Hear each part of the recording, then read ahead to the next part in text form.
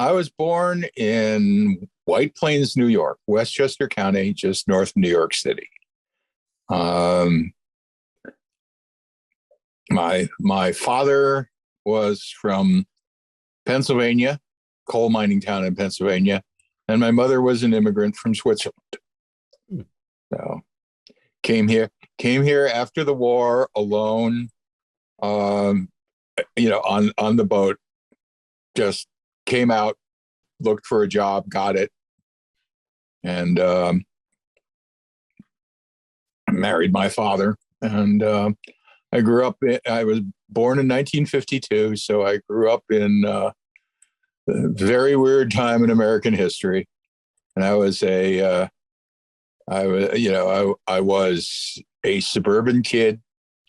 Um, Westchester has a reputation for being very, very wealthy, and we were very, very not. But so my background is television, comic books. I was a very smart kid, so I was reading everything I could get my hands on. And went to the University of Chicago, where ultimately I got my bachelor's and master's and almost my doctorate. I had broken into Marvel in 1978 and did not like New York. Well, hang on. Let's get there. Okay, all right, right. Okay, I want to quiz you about your youth. That's it. Okay, I'll stop anytime. Just yeah, no problem.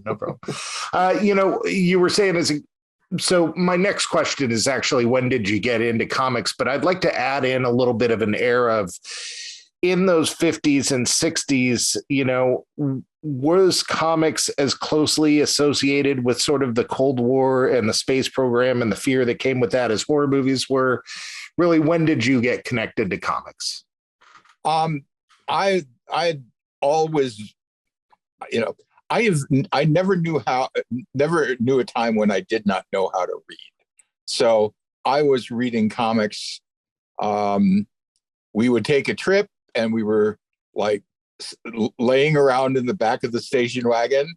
No seatbelts, folks. Yeah. And they would toss in a bunch of comics.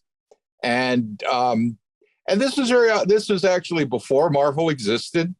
And so I was reading I was just reading comics, Harvey, Archie, DC's, whatever. And,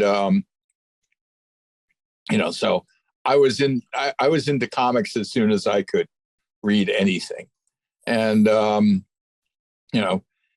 in the 50s, I recently posted a thesis that I have that basically the atom bomb killed the superhero, and that and that manned exploration of space brought him back, because all of a sudden you had a positive face on science.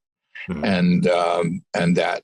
And during the 50s, it was really turning away from science fiction, which I was also a tremendous fan of. And it was war comics and romance comics and Western comics, all of which were, really steadily ignoring the past and the future, the present and the future.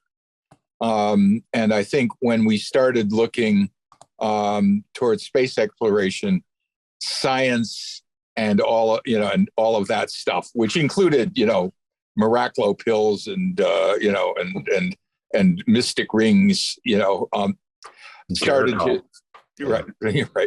to look, started to be more exciting and better to most of the people. I never was and still am not a horror fan, and something of an optimist. But superheroes were great, and they were kind of number two on my list. Well, who were your favorite characters at the time? Well, my favorite character was Adam Strange, Mystery in Space. Huh. That was absolutely my favorite book. It still holds up, at least when it was Gardner Fox and Carmen Infantino and Murphy Anderson. It's hard to go wrong with that. Plus, it was a vision of aliens who weren't giant Groot monsters coming to kill us. Right. And the wonders of Ran and all of that. So I loved it. I had read Marvel's monster books. They scared me. Well done books then. Well, it was Jack Kirby. I mean, when he drew a big monster, it was a big monster. And it was, I would say, arguably, the Kirby monster books were better than any monster movies of that period, of that time. But they were definitely not my favorite.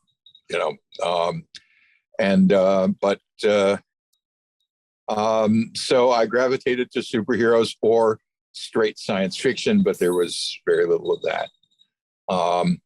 And Adam Strange, it may have been straight science fiction, but boy, did he have a cool costume. Yeah, it was kind of in between. Kind of feels. Yeah, well, it was as later on, I'm going, well, this is a Buck Rogers costume that Carmine and Murphy said, we really want to do him with this costume. There's no justification inside the story. It's not a Rand costume. Nobody on Rand dresses like that. It's not an Earth costume. Nobody dresses like that, So, but it was, that was splendid. And then, and I was reading Superman, which I hated because it wasn't adventure stuff. It was, it was domestic comedy. It was Superman cringing around, running away from Lois Lane, say with Lois going, "Ha! Now you'll be forced to marry me." No, and Batman, which wasn't, was science fiction, but pretty awful science fiction. So as I discovered the Julie Schwartz books, I liked them. But then along came Stan and Jack, and it was all over. So. All right. Well, I'm going to pass this off to Lothar for a couple of questions. Lothar, okay. I'm going to run in the other room for a second and see what the commotion is, and I'll be right back. No worries. Peter, so now let's get back to where you were leading with your bio. How did you get hired at Marvel Comics, and what was going on at that time period? Well, I decided that I was in graduate school in Chicago, at the University of Chicago, and I was kind of leaving, entering the library when it opened and leaving when it closed in the middle of winter. And I just one day threw down my briefcase and said, I want to do something fun and significant. And I'd always wanted to work for Marvel. But, was that practical? Well, no. But I decided to do it. My parents supported me. I moved back in with my parents, and I worked at my father's factory. And they let me off a couple of times a day to, bang on people's doors and shove scripts in people's faces. And that took about a year. The event that did was Archie Goodwin resigning and Jim Shooter coming on. I was one of Jim's first hires. Okay. Yeah, and I've lost somebody's video. Oh. So when you were mentioning the science fiction stories, did you like a lot of the Marvel sci-fi stories that were going on in the 70s, some of the Jim Starlin stuff and things like that, or was it a little too weird for you? Or no, not too weird for me. No. If anything, it was mild. I mean, my favorite science fiction writers were Philip K. Dick and A.E. Van Vogt, and it's kind of like when the heroes ends up chasing himself around Venus and then discovering that he's the creator of the universe. That was a typical Van Vogt book. But no, I did like it. But I was reading pretty heavily science fiction, and the whole gamut. I was not an elitist. I loved E. Doc Smith's Lensman, and I still cannot understand. And the only way that ever got adapted was by Gardner Fox stealing it for Green Lantern. But it was never, but better costumes, but nowhere near as wild as that. So, but Jack was just as but Jack, shepherded by Stan, was just as wild as any of the other stuff that I was doing. So great. So and Jim, was doing stories that I'm going, why don't they let me do that? Well, the answer was because he can draw his own stuff, and it's but no, I now it may sound like a paradox, but my favorite Marvel characters are Thor and Doctor Strange, particularly Doctor Strange. Both fantasy, except that when Jack drew Thor, it was hard to tell where the science fiction ended and the fantasy began. Yep. So, and yeah, I pretty much, I pretty much when I discovered, Marvel, it took a little while, but I finally just turned away and never looked back. Not until the 70s, Gotcha. But, so what was it like? What was your first comic story that was printed, and what was it like to see that first story in print for you? Well, my first comic book story was Captain America number 224. It was there, it came out really rather quickly.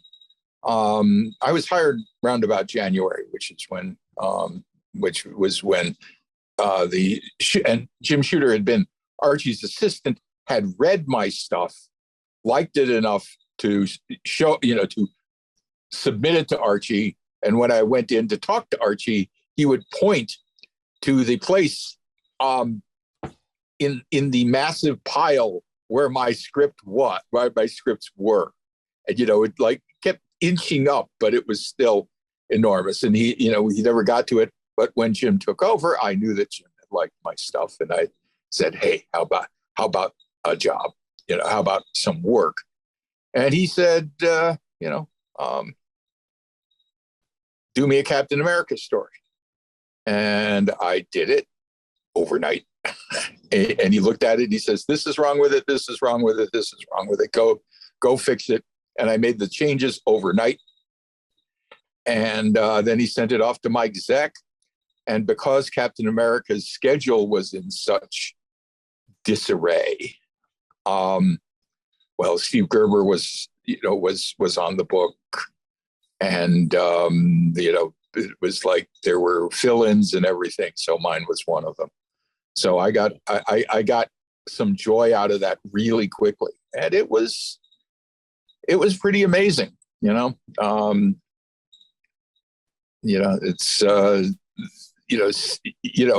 It's like having been an observer and a fan, of the Marvel universe, to say, hi, you're one of the architects now.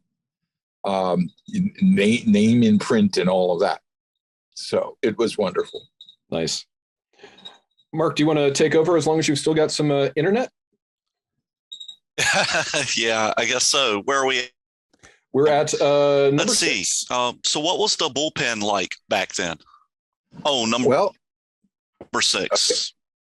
Oh, just you want to elaborate? It was, it was far looser than it had, than it was probably tighter than it had been before, but it was a lot looser at, at on Madison Avenue than it was when they moved. And it was just like there was a bullpen, one big room where the editors and assistant editors all had their desks. The important guys had walled off offices, but and one of my advantages is that was when before I got in, a number of my friends, letter hacks and fellow fans had already gotten in, and so I could just go up to the receptionist and say, "Hey, is Ralph Macchio in? I'd like to visit him." And she'd go, "Ralph, Peter Gillis is here. You gotta send him in." That was, and it was a very simple process. I mean, it wasn't, if it wasn't Ralph, it was Mark Grunwald. If it wasn't Mark Grunwald, it was Dave Kraft or Roger Slifer, or, I had a lot of alternatives. So, everybody, and everybody was excited to be there. And most of my friends specifically were just, thinking that we were going to bring in, we were going to make comics better. And, so, it was,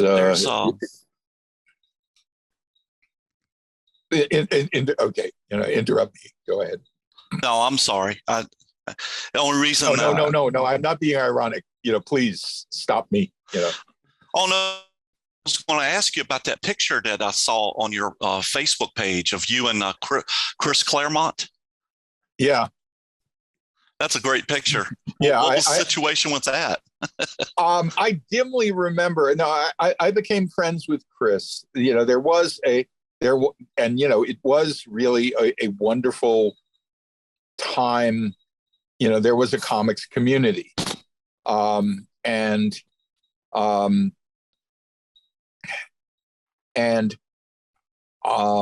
got to, I got to meet all sorts of people. I remember, well, I particularly friends with Chris and Chris's first wife, Bonnie Claremont. May she rest in peace. She was, she was an amazing person. She had been handling the fan mail, and she was one of the people, and really the person who facilitated, you guys all write all the time to us, and most of you are in the New York area. Why don't we all get together? And that was a very important event. But I remember helping Dave Cockrum move. Chris was there, and it was your typical college student, like, we've got a case of beer, help Dave move. So this one was, I believe, there was a club down in the Village who had a pair of singers who were Marvel fans, who Chris decided let's all go down and see them. I remember their name was Turner and Kerwin of Wexford. We had a really good time, and there was a photographer there. And I think, because it was kind of a blur, that's where that photo came from. Oh, okay. And it was my really pleasant surprise that in a Marvel documentary that had Chris in it, I can't remember which one, he had the picture too. So, Oh, that's great. so you've written some of Marvel Comics' most famous characters. Which ones were your favorite to write? And tell us a little bit about Strikeforce. mm-hmm. Well, okay. I'll put it this way: if somebody came to me and said you can write one and only one Marvel character, which would it be? And that would be Doctor Strange. So I got my wish. Now, I was fans with, all of them. But basically, Roger Stern and I, who also, we became friends from the same process. When Roger was, he came to me and said, "Listen, I'm running out of ideas on Doctor Strange. Do you want to take the book over?" And I said, I said, I would. And so that's how it happened. And that was not the way it was supposed to happen in Marvel at the present at that time. There, it had to be approved and that sort of thing. But we were already at work. So I was, that was the character I most wanted to handle. The nice part is working with Ralph Macchio on What If, I got to handle just about everybody else. And do things to that,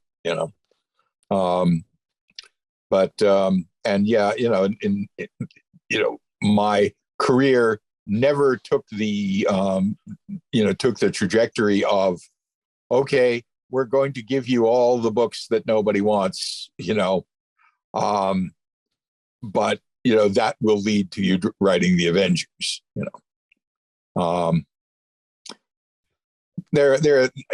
I've never figured out quite why, but I think the fact that Jim Shooter and I just did not get along had something to do with that.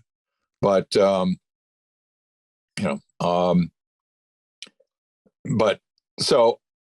but I got to do the Avengers, and I got to do Spider-Man, and I got to do the Fantastic Four and Thor. Now,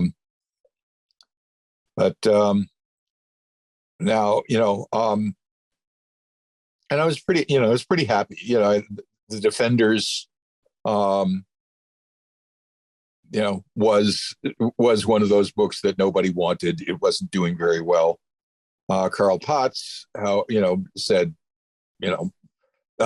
well, we're putting a couple of X-Men in the book, but you want to write it? And I said, sure. And Don Perlin and I worked really hard to make it about as good a book as we could. In the process, I think we made it one of the weirdest books that at Marvel at that time. But which is saying a lot for Marvel. Yeah. Well, look, Mark DeMatteis, created this character Cloud, and he just said, well, the secret is that Cloud is not a young girl who can turn into a cloud. She's an alien cloud creature who can turn into a girl. And I said, well, if she can turn into a girl, she could turn into a guy, right? And Carl looked at me in a way that, it's like he's going, if I didn't trust you, I would be scared right now. But, and I said, no, there's, and he actually fought for me for doing the story. There was a good science fictional explanation because Cloud is not a human, etc. And but definitely the first trans character Marvel ever did. So that comes in the category of weird. So, but Strikeforce. Now, at that point at Marvel, I was working for Marvel, but I was also doing indie work.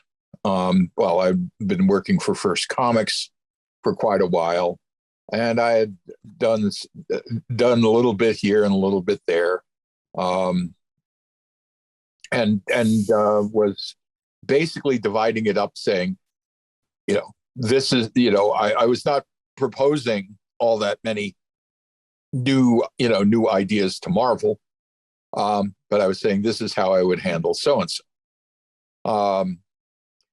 And but Carl knew that I was shopping around various bizarre comics and to the indies, and he says, show me the portfolio of the stuff you're not showing us. And he looked at Strikeforce Morituri, or Morituri as I called it, and he says, I want this one. You want to work with Brant Anderson on it? And I said, oh boy, would I? Absolutely. He turned out, he was absolutely perfect for the book. And, in the context, which I didn't find out until much later, was that Jim Shooter had been talking about this new universe idea. And at first it was, he communicated to the editors, saying, we want a bunch of new books that are different. They're more, they'd be more realistic, more offbeat, and that sort of thing. And it was for that reason that Carl, wanted to look at my portfolio. And but he was never invited to any of the subsequent meetings when the new universe turned into something altogether different. But we still went ahead with Strikeforce, and rest is history. I wanted to ask you a couple of questions about What If. I know you covered it a little bit, but I always thought it was sort of this really weird sort of meta abstract concept that really wasn't being hit on much at the time. But how did you come to write it? And then my question, you already kind of answered how you came to write it, but my question is, were you guys aware how abstract it was at the time? Or I don't know, it just has this massive popularity today. I'm really curious how people felt about it at the time. Well, it was a fan favorite, really from the start. The people loved the idea. And of course, it goes back to the DC imaginary stories. Now, I like, despite it being bizarre, I love the imaginary stories because things happened in it, in them. Whereas, in the DC books, nothing ever happened, nothing ever changed. Everything reverted back to the status quo at the end of 11 pages, or 22 if it were a novel-length adventure. The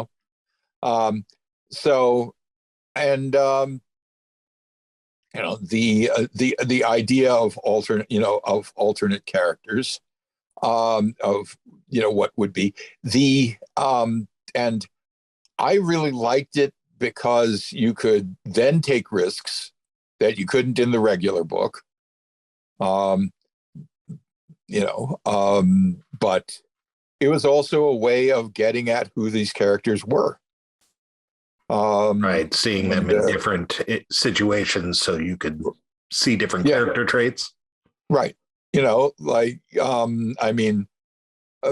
my first Spider-Man and my first Doctor Strange were kind of pointing out that they both started out as assholes. These are, these true. are not, Parker, here's Peter Parker, and, he gets superpowers. Does he decide to fight crime? No, he goes, I can make money with this. Right. At least it's realistic. That's a realistic answer, I think. Yeah. And of course, he's, his his aunt and uncle are on Social Security, and they're and of course, as we see, as we saw in the book, he may have gotten superpowers, but he still has to go out and get a job in order to pay rent and all of that. But he he learns an important lesson. So does Doctor Strange, was even more of an asshole. Part of this was, what if and you go, who is Peter Parker? And pointing out that if Peter Parker had not learned his lesson, he would not necessarily turn out to be a good guy. And of course, if Doctor Strange got pulled away from the the proper path, he could he could easily become a villain. Right. Oh yeah. And very much in his case. And of course, it and so we managed. I managed to do that. Do it with terrific artists. They were double-sized books, and I used I used every page in them, and it gave you a chance to say, and it gave you a chance to do the best goddamn Spider-Man story ever, or the best goddamn Doctor Strange story ever. Right. And so it was being able to get to the core of these books without stepping on people's toes who had much more clout and power than I did. So, and I got a bit of an impromptu question here for you. You're talking about Spider-Man and the development. I think a lot of us look at comics, and we look at early comics as sort of being very two-dimensional stories. And then we see this sort of like growth in comic characters, Spider-Man being this sort of spearhead of this when we're talking about it. How important was like character arc and stuff like that when you were writing, or were you coming into the comics basically saying comics had a bunch of lame shit in them before, and now I'm going to put cool shit? Or were you coming in going like, oh, we need the hero's journey and we need the, how does that writing part go? Well, it wasn't an either or. It was, one of the things that Stan did, and it's Stan, I mean, I don't really want to get into, the thing which has become this war, on social media. But what Stan did was make these characters, feel and suffer, which you'd never really had before. You did in things like Crime Does Not Pay or something like that, but not, but the superheroes were, just, they were just characters in, they're figures in costumes with powers. And, but Spider-Man, I mean, the stuff they put Spider-Man through, just, you had to read it, and it made, it made you keep on reading it, but it also made you want to go, it made you want to cry, So would you say that the writing was more like giving the character a problem and letting that character arc develop as it happened? Yeah. It was more hucking some... I pointed it out in my, my Fantastic Four, What If, the Invisible Girl dying, is that the amazing thing for me about the Fantastic Four as the Fantastic Four, as opposed to just a springboard for the most amazing concept you'd ever seen in comics, Inhumans, Galactus, Black Panther, and so on and so forth. But at the beginning, the team was was brittle as hell. If the thing quit, you know, he comes back, the torch quits.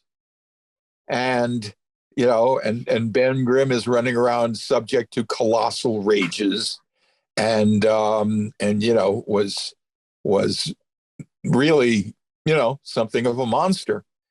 And gradually, as the book went on, they calmed down. Right. And Ben and Johnny, became, buddies who fought as opposed to people who hated each other and wanted to kill each other. Do you view that as like being homogenized, or was that sort of a character development? No. I mean, they still stayed the same character, but they grew, and that that you'd never seen before in just about anywhere. It's and Spider-Man, gradually things, became better for him. But this is just a theory of mine, but the conflict between Stan's optimism and Steve Ditko's pessimism really made the Lee Ditko era what it was. It is one of the things with people who know Spider-Man from from much later. I know that there are people who are just never known Spider-Man who wasn't married to Mary Jane Watson.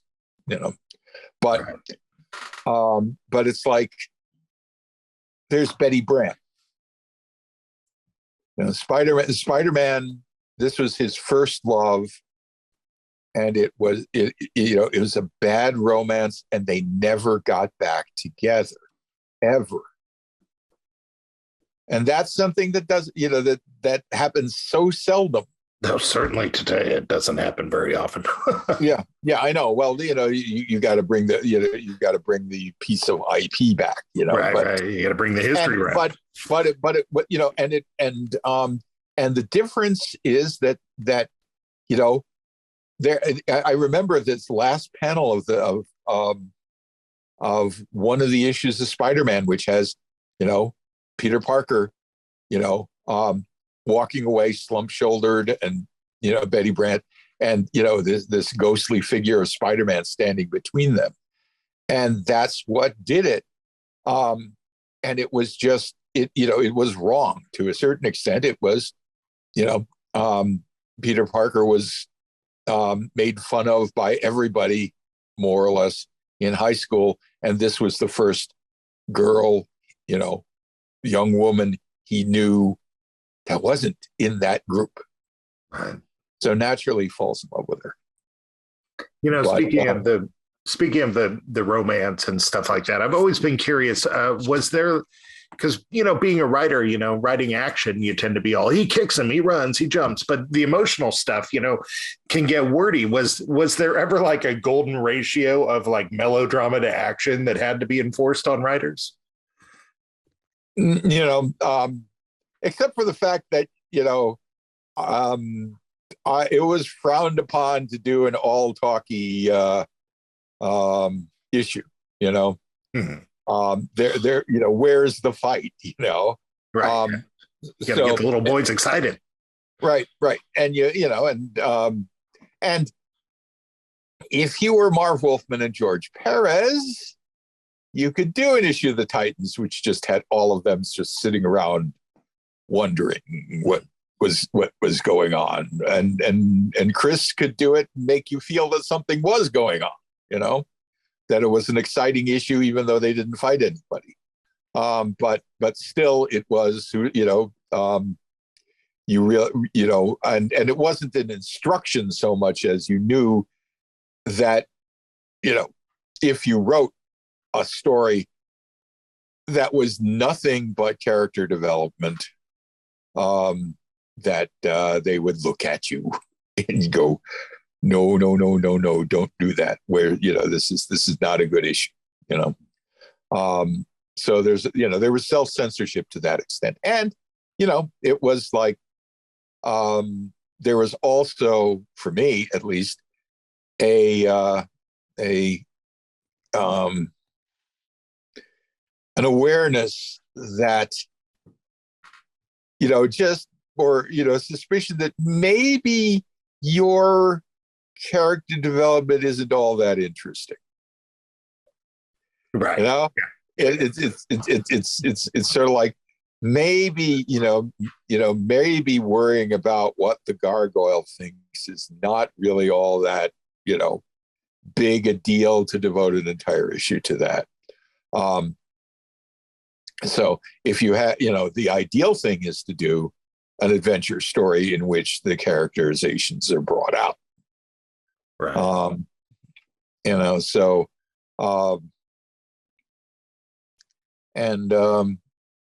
so not that there's anything wrong with that. So, right, it's more know your place, push it when you can push it. Yeah.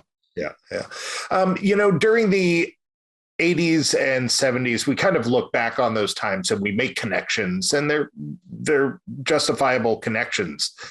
But at the time, were you guys thinking much about, because we look back at the 70s and we're just all, comics were crazy from Marvel. Were they on psychedelics? Or we look back in the 80s and you're all, this was scary. Did this have anything to do with satanic panic? Was there much awareness of a connection at the time? Well, the answer is, were they all on drugs? Well, the answer is some of them. I figured they weren't all on. Right. I can testify that John Byrne wasn't, scared to death of that stuff. But, but it's, no, I mean, it was the, satanic panic. Well, I remember, hanging out at Marvel when it came into saying, guys, we really can't publish Son of Satan anymore. And they go, well, why not? He goes, because there are people out there who don't think he's a fictional character. Right. And it's sort of like, and no, we'll get picketed if we continue this. So exit Son of Satan, enter Damon Hellstrom, and he loses his book. But we just go, oh, Son of Satan, great idea, but it would have gotten, would have gotten Marvel at least picketed, if not firebombed. And all of a sudden we realized, yeah, that's reality, and so we really can't do that. So there was reaction to it. There's a lot of that going on today. There seems to be a bunch of people who are just all like, oh, my comics are too woke. And I'm all, you did not read many comics through the 80s because they were pushing every envelope that they. Yeah, right. Well, if I can digress for a moment off of specific, digress away. Yeah, no, it's the current eruption is really a cultural eruption. There are people out there. It's not economic. It's not really political. It's the fact that they don't believe, that they feel that the culture has passed them by, mainly because it has, and comics is not, a peripheral thing. It's kind of at the core. They ignore that. Well, they always do, but it's kind of like, no, superheroes, embody, that culture. And of course they were all, they all had, names like, Clark Kent, Bruce Wayne, Roy Raymond, TV detective, all of this, all white, and all very, and very um, you know, very, very Anglo-Saxon, and supportive of the way things are. But that didn't last the 60s, the late 60s. But it's they are attacking comics because they are attacking everything that proves that American culture is not theirs anymore. It's not there to support them. I think that's really well put and accurate. Yeah. So but it's because America is different. The kids today, and the kids in the 70s, but it's still, and look, the eruption, what are they, what is the right, shouting about? They're not shouting about welfare. They're not shouting about, international communism. They're shouting about wokeness, cancel culture, and the unstoppable tide of humanity. Yeah. Right. Well, good luck stopping that avalanche with your shovel. Yeah, right. And but there's a generation, and one of the things that has changed, which doesn't really have to do with comics, is the fact that you could ignore American culture. You could ignore that pesky culture. You always have been able to, if you are not living in the cities, if you're living a rural life, and you can self-segregate. But now it's in everybody's telephone. Internet. It's like right, immediate internet, and every kid has a phone, and so Lady Gaga wears a meat suit. Everybody knows, not just the cognoscenti in the Upper East Side of Manhattan. Everybody does, and it just critical race theory. They're phrasing it in the tried and true way that nobody believes. Oh, it's for the children. No, it's, we don't want to hear anything that makes us feel bad. Right.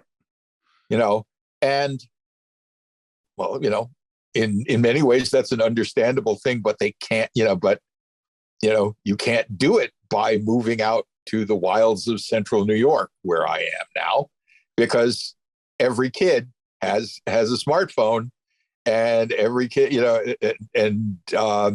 every kid is watching the Super Bowl halftime, and wondering who all these old guys are, old guys and gals.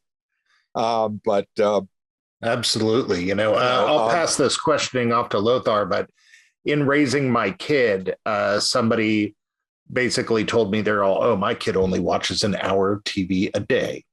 And I'm just wow, that is really cool. Good luck to you and your weird ass kid in the future. It's like, my kids are going to be raised for this world. But right. Yeah. Well, but of course it's like, what do you mean by TV? Right. Yeah, exactly. Because, I'll tell you, I don't own a television set. I don't get any cable subscriptions, doesn't mean I don't watch movies, and it doesn't mean that I'm not connected, because it's coming through your computer and through your phone. Yeah. And, so, and it is one of the things of people, people on the right railing against TV news, and I usually respond to them, I know nobody that gets their news from television. Oh, right. And it's like, but you do, because you watch one TV channel, All right. And it's like, no, you have you have your iPhone and you get the Apple News, and you will, it'll filter and it will give you video clips and it will do this and that. But but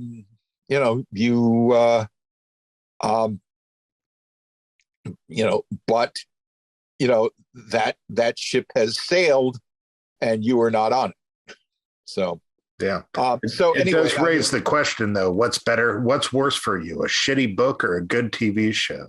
But Lothar, I'll let you get us back on track. I'm sorry. Yeah. Okay. Personal no problem. Yeah. I'll answer that question myself. A shitty book is always better than a good TV show, but that's just me.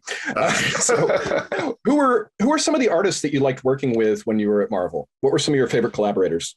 Okay. Well, I had, I had a bunch of them. Probably, well, my best experience continuously was Brent Anderson. We understood each other completely on Strikeforce.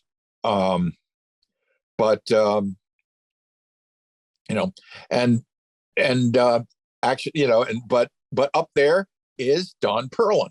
Now, Don is a workmanlike artist,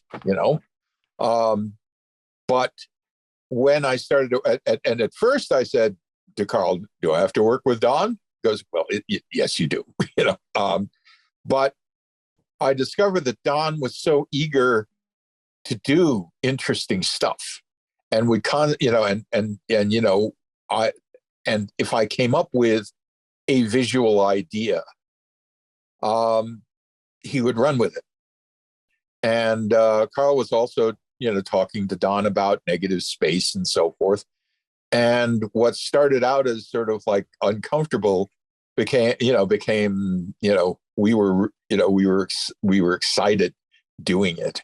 And the sort of pseudo Will Eisner beginnings of the Defenders that we did each issue of. Right. And it's like it's Dawn in the Defenders mansion. And so and Don said, well, what about if we do it from the Sassafras, the little dog's viewpoint, and have Sassafras go around and look into everybody's bedroom? And I'm going, brilliant, let's do it. So so Don and I really just had a great time. But it's hard to pin down, and there's individual heights of excitement. Sure. It's the one time I worked with John Buscema was a black and white Dracula Lives story. It was about a ballet dancer who Dracula turns into a vampire, and she tries to continue to dance. It just like he did it full pencils, which he almost never did in those days.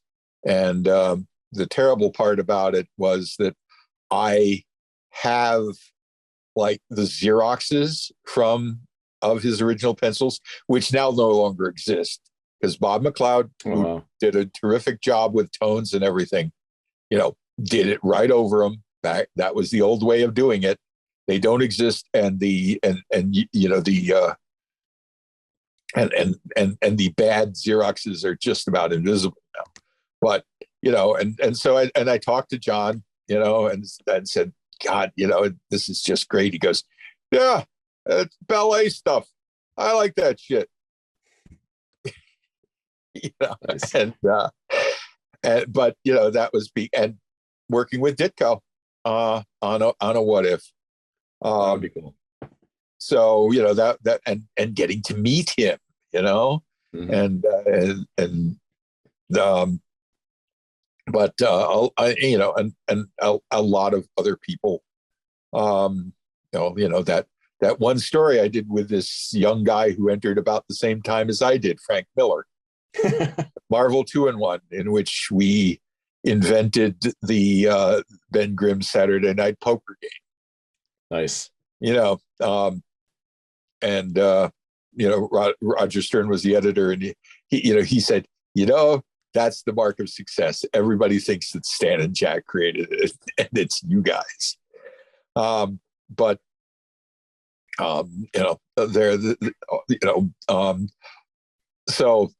there's a real long list, and nice. Cool. Now I did a Doctor Strange with Tom Sutton, who I ended up working with, but not at Marvel. Right. Which leads to our next couple of questions, which may be how we're going to end this as we're reaching the end of our time.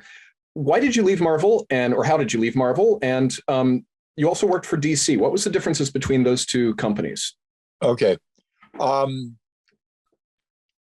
Marvel just, the office politics going up all the way to the top, especially since I was no longer, in New York. I was back in Chicago. I did not know what was going on, but I was still subject to it. And and Jim Shooter and I had a very weird relationship. I wanted to like him, and at times I liked him, and then he would do something so awful, not to me, but to a friend of mine, that I, just couldn't do it. And he would think that he called me up once to say, this is the best story that Marvel has put out this year. Okay. But then he fired me off Eternals, it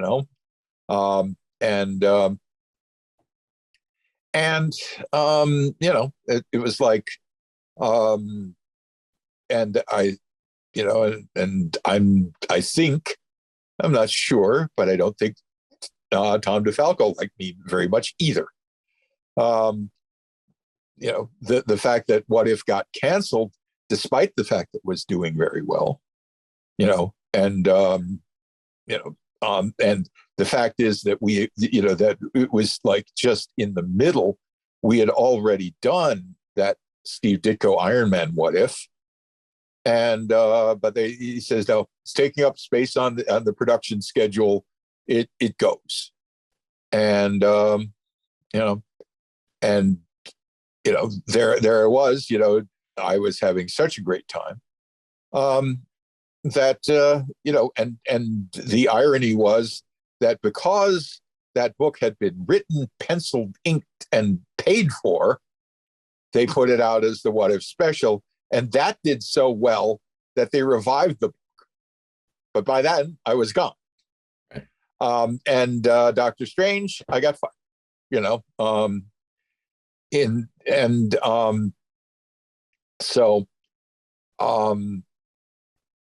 Now DC, it was another very weird story. Okay. My first book for DC was Tail Gunner Joe, which is, a pretty high point for weird at DC even,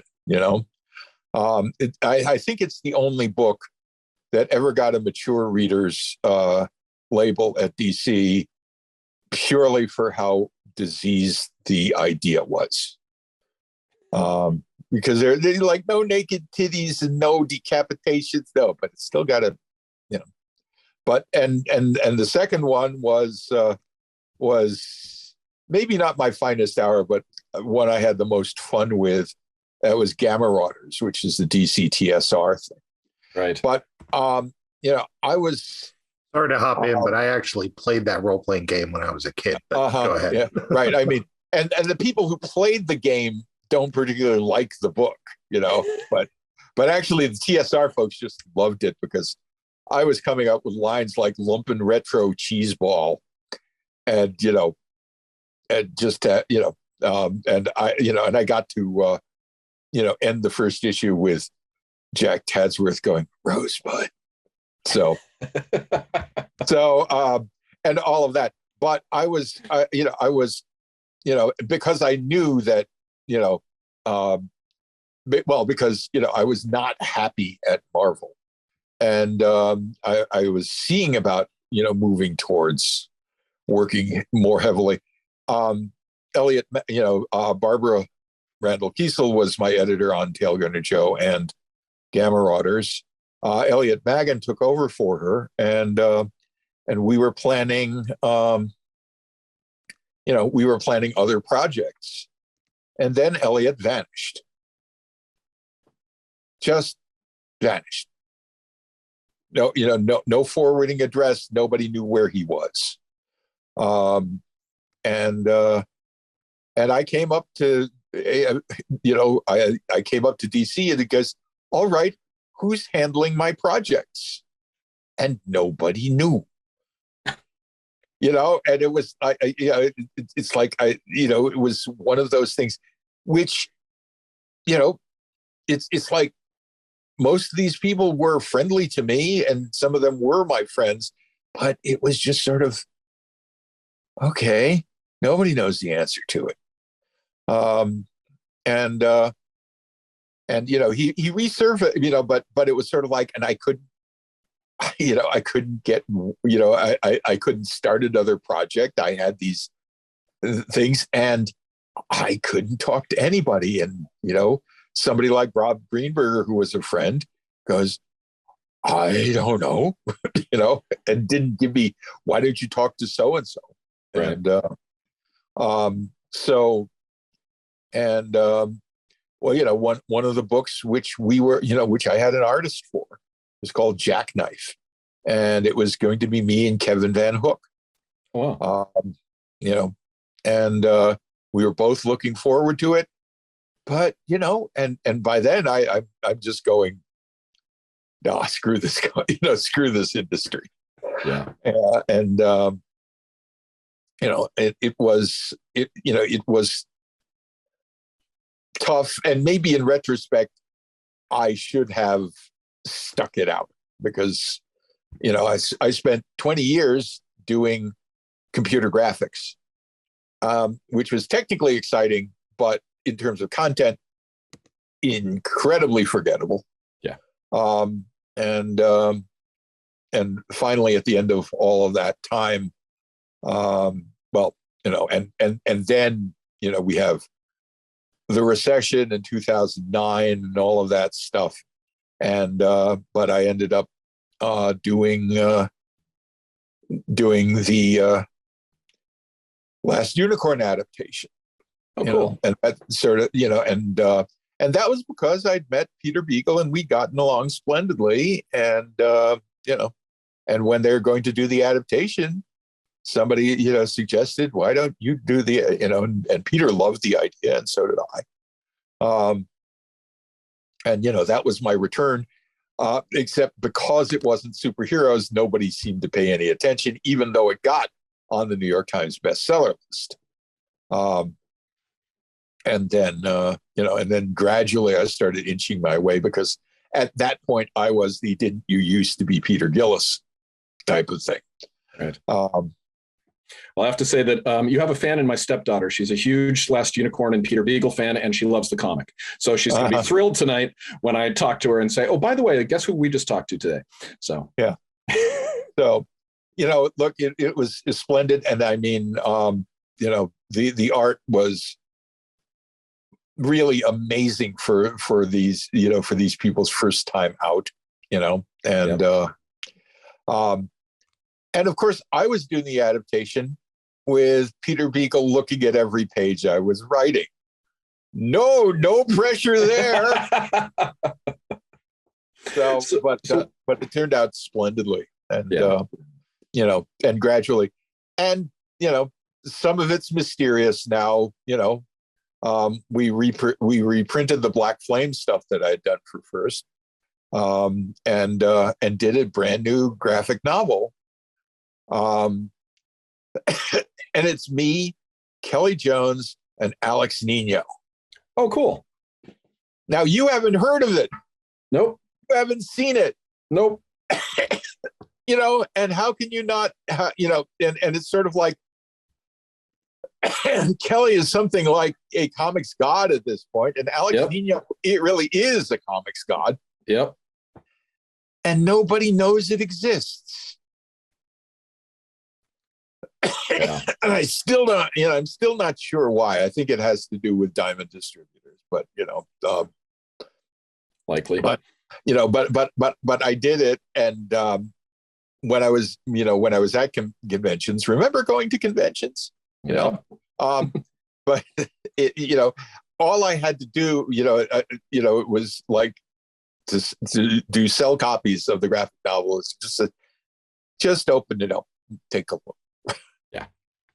And they go, oh my God. And,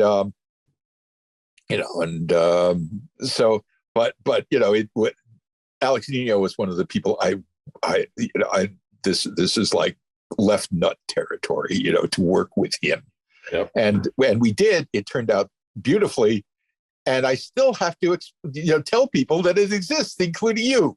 Yeah. It's bizarre, I'm going to try and track it down now. So, yeah, it's like First Comics and it was like, oh, First Comics came back. And I went back to Ken Levin, who is publisher of First, and say, when people in the industry, and I mention First Comics, and they say, oh, First Comics has been revived, you're doing something wrong. Yeah. But at any rate, so there is a Shatter 2.0 book by me and Pat Broderick coming out. Fantastic. And it's amazing. So, but and of course, it would have been out about 2 years ago, but then we stood there and going, is there going to be a comics industry? So anyway,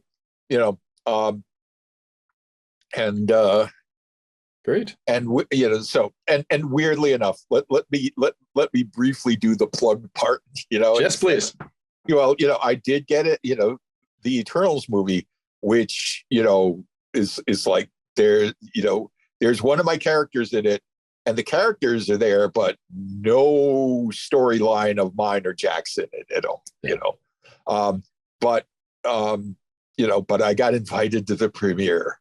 I got to go on the Hollywood red carpet, and all my friends, all my friends just, just going excited and all this, and I'm going, yeah, well, kind of, but they were more excited to see me in a suit, they're like, but and now with the Doctor Strange movie coming out, Doctor Strange 2, one of my Facebook friends says, go look at the trailer. And, in the middle of the trailer is one of my characters, Rintra, and as it turns out, I have merch now. I have an action figure from Hasbro. Fantastic. And, of a character I created, which is a first for me. And it's really, it's really bizarre for a character that I stole from William Blake. But, yeah. Nice. Anyway, thank you. It's good talking at you. I realize I run off. No, that was fantastic, and you actually answered a couple extra questions we didn't think we were going to get to in that. So that's great. Yeah. Chauncey, do you have any last questions before we close? Well, just is there any secret thing you got in the works that you can tell us about that we can brag about hearing about first? Okay. Well, there is one thing that I did for the lockdown. When I and everybody else thought it would be about 3 months, I ended up doing an online daily serial, one a day on Facebook using the Facebook stories called Humans. And, and I was saying, for the duration of the lockdown. And it's a lot of fun. I have a website up with all of the content. It's going to become a book, but it's 191 days, 191 chapters. I did this. Nice. And it's so that that is going to be coming out this year. Also, another online project, which is the ins and outs are terrible, but it was a thing called Romance of the Rose. That was a weekly serial, and again, both of these are prose, but Romance of the Rose had illustrations by Mark Badger, and it's it's pretty amazing, and we got like 30 chapters. There are 50 all written. Mark is working on Mark is working on the art for the last chapters, and both should be hopefully out this year. And you think my comics were strange? Nice. Well, that's a sales pitch. In the words of Jeremy Irons, you have no idea. Yeah. All right. Nice. All right. Okay. All right. Well, thank you very much. This was a lot of fun, and it was exactly what we were after. So thank you. Absolutely. Great. All right. Bye-bye. Well, thank you, and we'll talk to you soon. Okay. Great. Bye, Peter. Bye-bye.